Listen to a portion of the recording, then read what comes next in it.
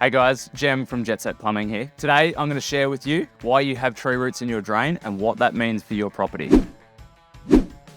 Tree roots can enter your drain through some kind of break or displacement in your drainage pipework. This is generally caused by ground movement with pipework shifting under the ground. Tree roots will enter through the breakage, expanding in size until complete obstruction has occurred, causing blockages. People think the best solution is to cut down the tree to get rid of the roots. However, that is the worst possible thing that you can do.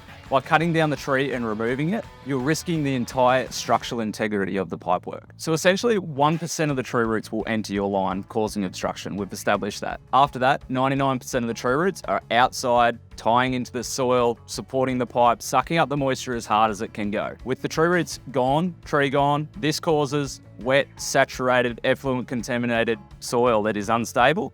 And this is where we see collapse of pipework, all that sort of nasty stuff. The most efficient solution is to repair or reline these pipes once you know that they're impacted with tree roots. Each time you have to clear the drain and cut the roots, you're one step closer to complete collapse and be unable to operate at all. If you're experiencing any drainage issues, please contact Jetset Plumbing today.